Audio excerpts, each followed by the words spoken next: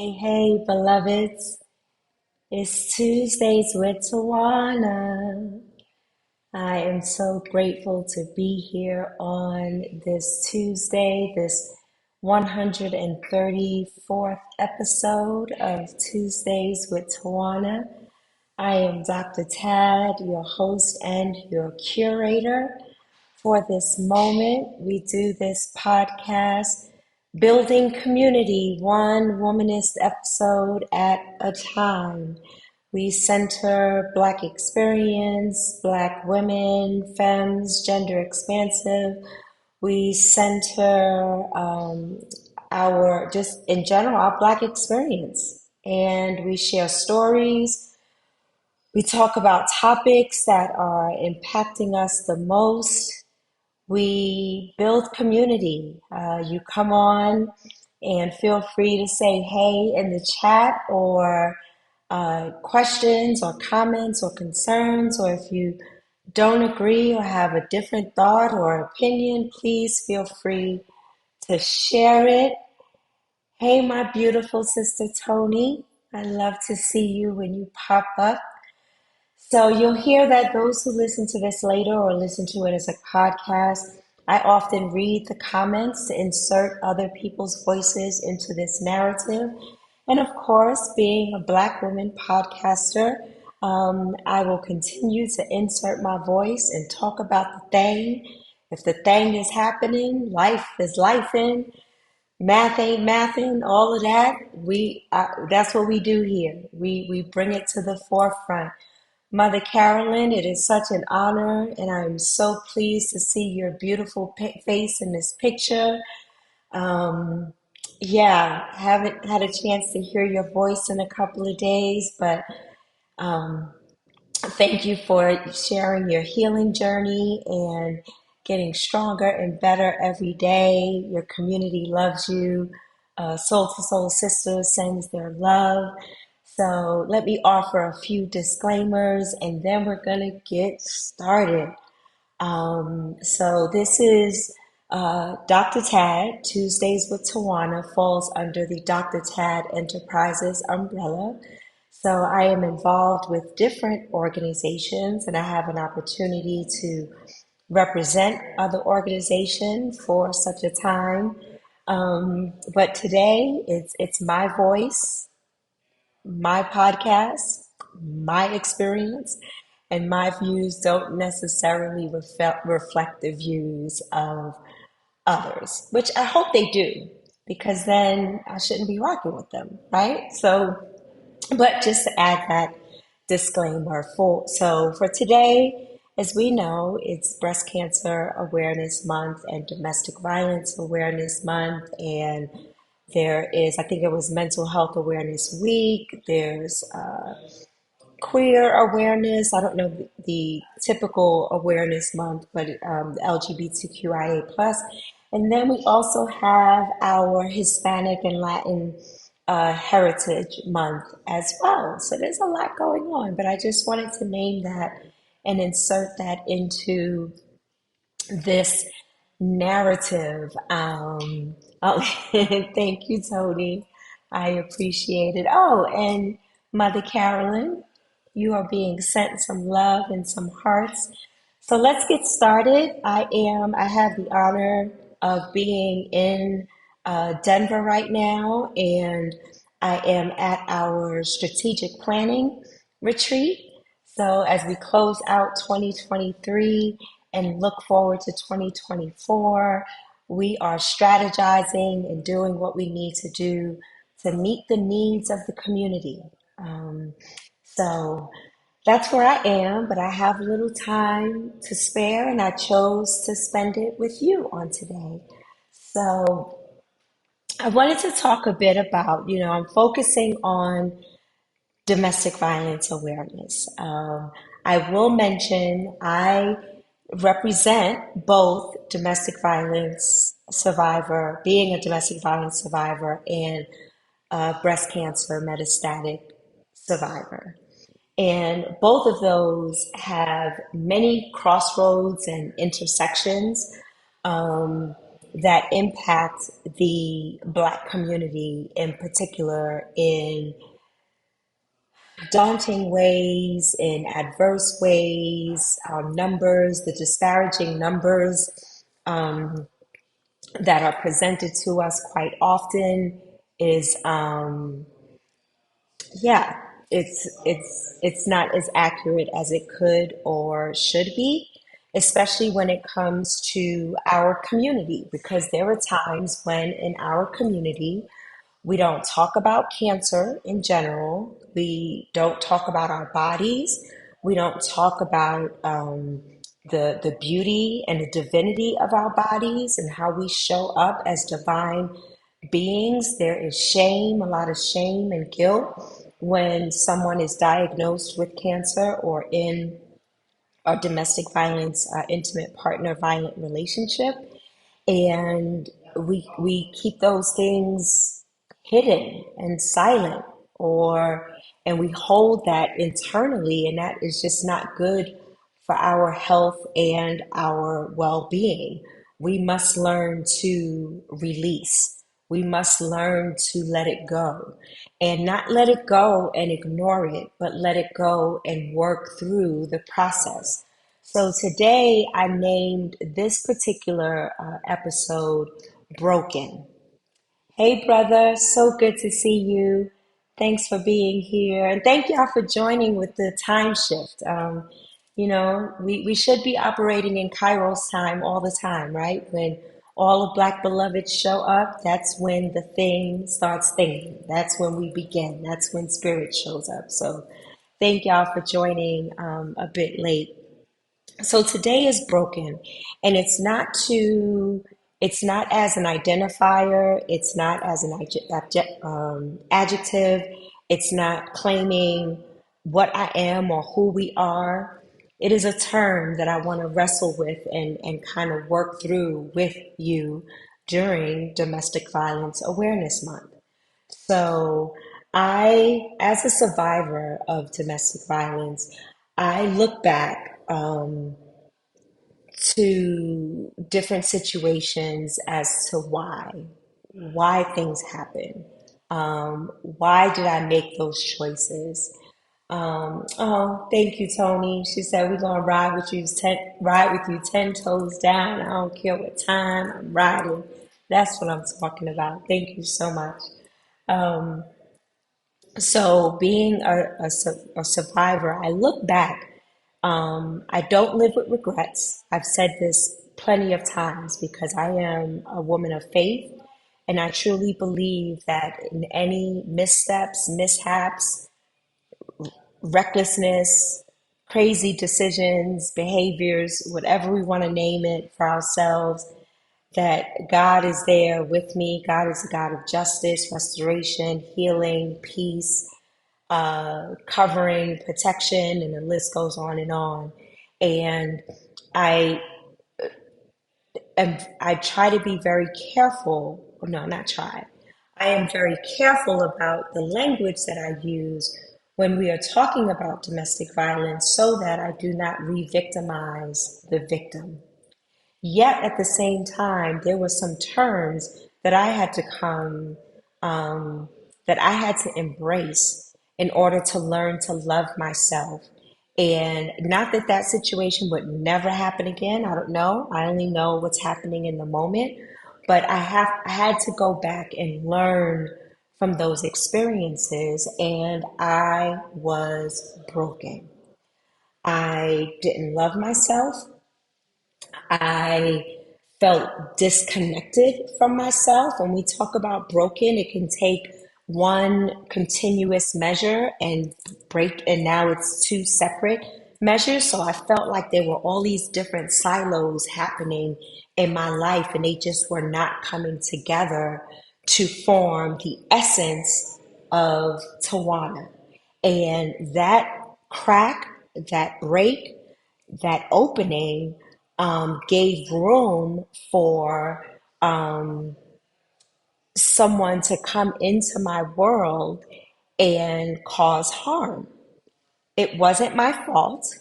Life is life. We all have different life experiences. And at the same time, had I loved myself or had the language, and I can't say it wouldn't have happened because we can't go back and change the past. But what I can say now is I am at a point where I have the language, the love of self, the awareness, the community, family, real talk, checking me, pulling me in, calling me out, all of that in order for me to continue to be surrounded by and be in relationship with those that do not mean any harm or do not cause harm in my life, intentionally or unintentionally, right? So when I say I was broken, I had all these beautiful pieces, right?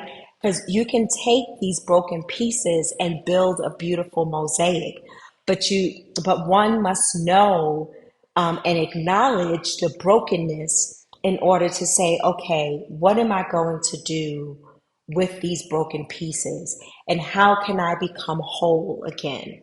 So this is how we're talking about sexual abuse, verbal, physical, emotional, spiritual, financial. This is how abusers get in and they begin to break you. I won't use the street term, but y'all know the street term when a pimp, you know, gets a woman, if you will, and they break them. They tell them they ain't worth shit. They're not good enough. Their body is not good enough. Yes, Tanisha, let me read this. Yes, yes, yes, because broken crayons still color doesn't mean that they are broken and need repair. Absolutely. Miss LJ is in the building, beloved. So good to see you as well. So those who are, using women for sexual reasons, for monetary reasons, they end up breaking most of the women. And they break them by breaking away pieces of their essence, breaking them away from their family, from their community, breaking them away from themselves, from their true essence. And if someone, just like you form a habit, if you keep doing it X amount of times, it becomes a habit. If someone keeps telling you that you're not worth it, and this is just, I'm the best that you got, and this is as far as you're going to go, and I am the man, and you're supposed to be subservient to me, you will start to believe it because now you're moved out of healthy systems and spaces that can counteract that and kind of be in the back of your mind like, but wait a minute. But my parents said, and Reverend T said, or my beloved said, that I'm beautiful and I'm divine. They totally break you away from all of that. So you don't even have an opportunity for positive reinforcement, to posit those words of affirmation. This is why now, we as the Black diaspora, we are bringing back, we are reaching back, we're having a Sankofa moment. We're bringing back African traditional practices of affirmations and meditation and storytelling and being the griot and sharing stories and not being ashamed so that we can impart that same bravery and courage into someone else so that they can begin to slowly, patiently, methodically, intentionally put those pieces back together. In an abusive relationship, you're slowly breaking apart until you realize that all of your broken pieces are laid out. It's happening in a very manipulative way. And it's happening, I think I mentioned this last episode where the wheel of domestic violence is great. It does send an overall picture of what domestic violence looks like, how everything is fine, and then the tension begins, then the abuse begins, then it's the apology, and then everything is fine. And unfortunately, we don't live in such, even though this is circular, we don't live in this type of modality where it's one step, then step two, then step three. It's very messy. It's lines all over the place. We can go from the honeymoon phase to a blow up phase in an instance because someone is under the influence or the person didn't have dinner ready on time or whatever. But the overall message to this is the difference between domestic violence and having a bad temper or, you know, using your hands instead of your words is that it is a cycle and it keeps happening. And that cycle keeps happening in it, and it manifests in different ways. So that's the point of for me, Tawana's opinion, of the domestic violence wheel to show that there is a level of intentionality that has the intention of breaking you. So with all of my pieces scattered all over the place, I had to realize that some of those pieces needed to lay dormant on the ground and I didn't need to pick them up. Like being the savior, or that's my husband and I need to help him. It's my duty and my responsibility. The abusiveness from the pulpit that says that misinterprets and misconstrues scripture that then emboldens the abuser and re-victimizes the victim. So there was some pieces that I had to leave broken because if I believe that God is a God of restoration, then as I am being put back together, that these pieces will come back and be offered to me through community, through spirit, through telling my story and somebody else sharing their experience, and I can learn something and receive something to make myself whole again. So being broken is an intentional act of abusers. It's an intentional act, and those who are on the receiving end of that abuse tend to be broken and not even realize that they're broken. I didn't even realize that I was broken until I sat in a class in seminary with the Reverend Dr. Carolyn McCrary, who brought in a guest to talk about domestic violence. And I've told this story before. I broke down in tears because I was like, oh shit, that's me. That's me. So then I had to take the necessary steps to move forward to get out of that. Still broken, but now starting to discern what pieces I needed and the priorities that came along with putting those pieces back together, or Mother Carolyn handing me a piece, or Tanisha handing me a piece, or my brother nurturing the wholeness, or my community in Denver picking up those pieces and saying, here, this is what you need. Your courage, your bravery, your self-love, your self-care, your beauty, your essence, your divinity, your faith, your hope, your peace. So all that's why healing happens in community and why domestic violence works the way it works, because it was designed to remove folk out of community and to keep them broken. Once you introduce community into it, then the perpetrator or abuser loses their power, which is why I focus on October. I could, talk about breast cancer as well. And there is so much being said about breast cancer right now. Um, and I choose to focus on domestic violence because we don't talk about it enough. And too many of us are dying, whether it's children witnessing their parent or parents or guardians die physically or spiritually or emotionally, or being in a relationship and being the receiver of the abuse. So when the perpetrator is intentionally just stripping away pieces from you, your esteem and your friends and so on and so forth. Now they got you, but they only have um,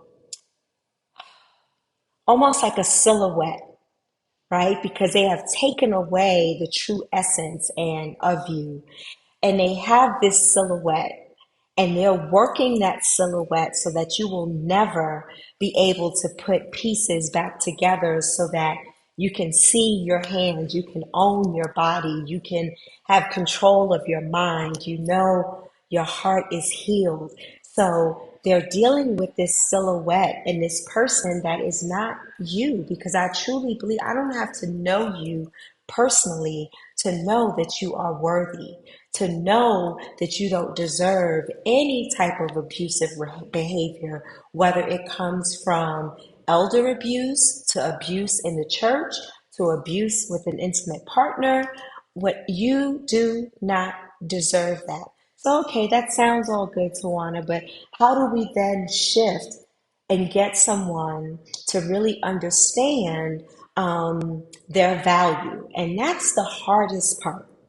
That's the hardest part because some beloveds witnessed it as a child and they're continuing that cycle as an adult, and they're in intimate partner violent relationships because that's all they know.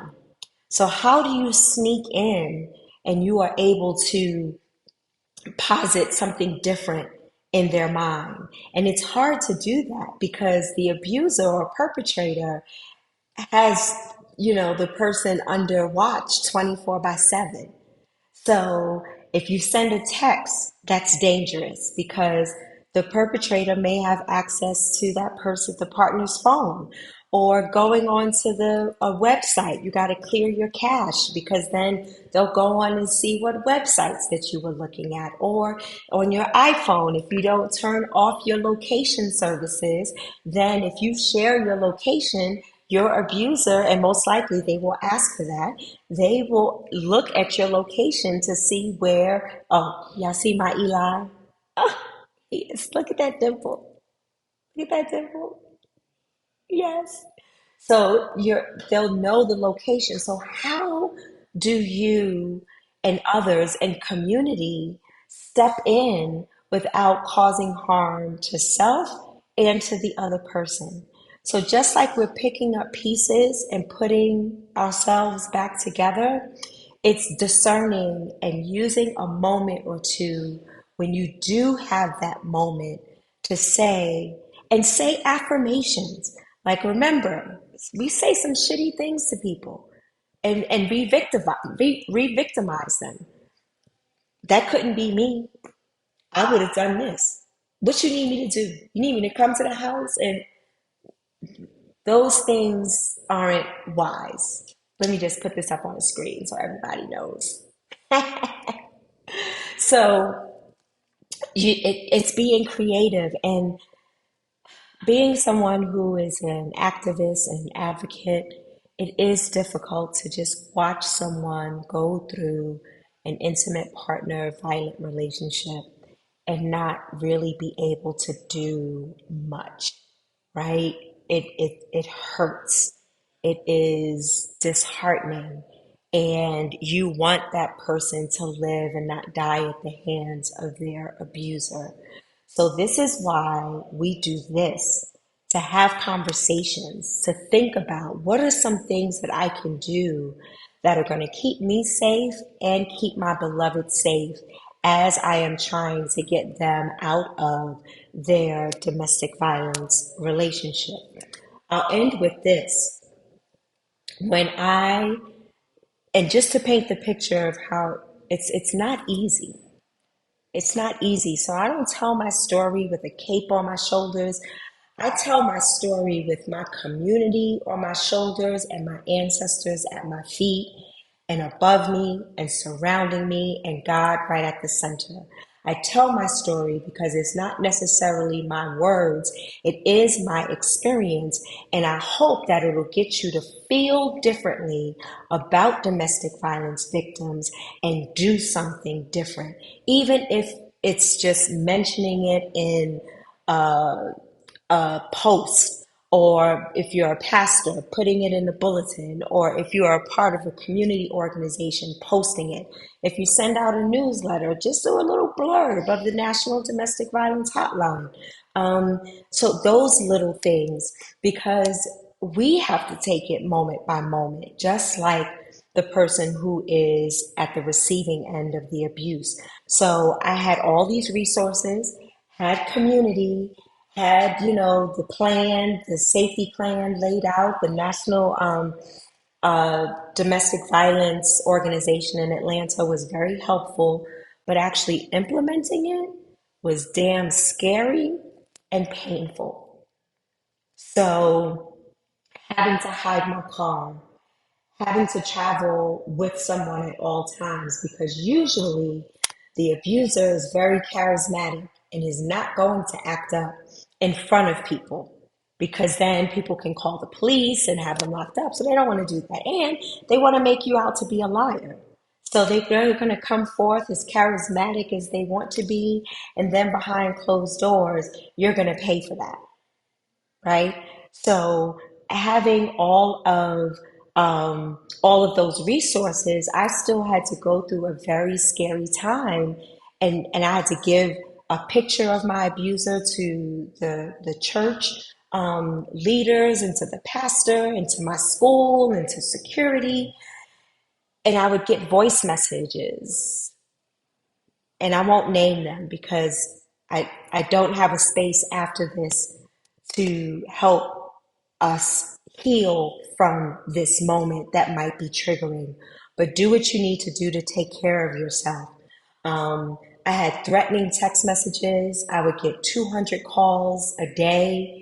My mailbox was always full because I was like, I can't hear anymore. I'm just going to let it be full. I mean, these are little things that aren't thought about when you're on the outside looking in and wondering why it's so difficult for someone who is being abused, why it's so difficult for them to leave, because they've already been broken down to the bare minimum, mind, body, and spirit.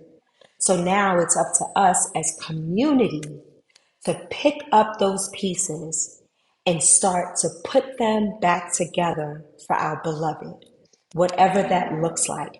Getting the language, the courage, the discernment, all of that, and putting that together so that that person and or their children or their families can be safe, and holding the abuser accountable, which will be next week's topic on different ways to hold the abuser accountable, because we know our jails are filled with us.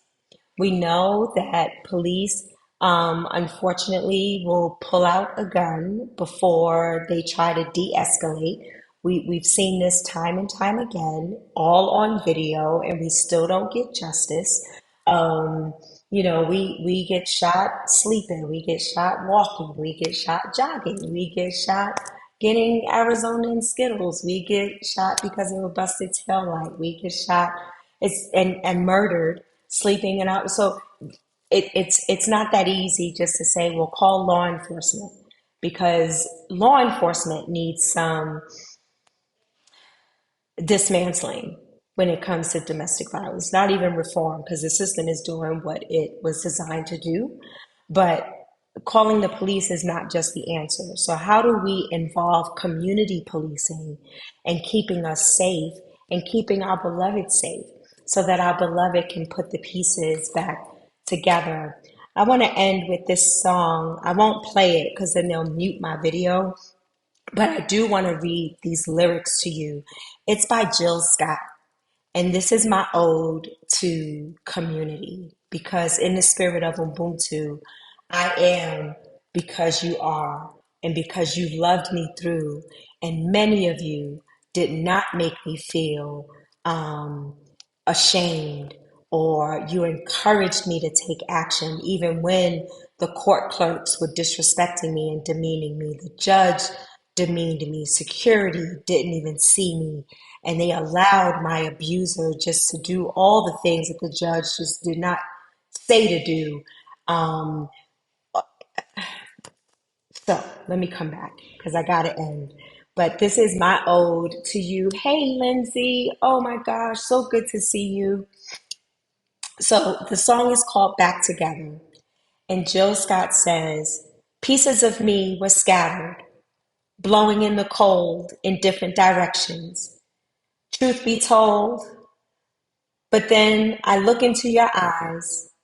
Everything felt like it could be all right. You went and put me back together again. Going through heartache, I think I lost my mind for a time and couldn't get better, no matter how hard I tried. And then I looked into your eyes, and everything felt like it could be all right. You went and put me back together again. Now I'm walking in the sunshine, and everything feels so right. You went and put me back together again, back together again. And I feel like I'm walking on air. So if you could be that to someone and for someone and put them back together so that they can manifest the divine, beautiful human beings they were designed to be. And let's continue to end the silence so that we can stop the violence. I love each of you dearly. I once was broken, and now, because of beloved community, the Almighty, and the divine in me, I have been put back together again. I love each of you. I am because you are. And I'll see you next Tuesday. I love you. I'm out. Peace.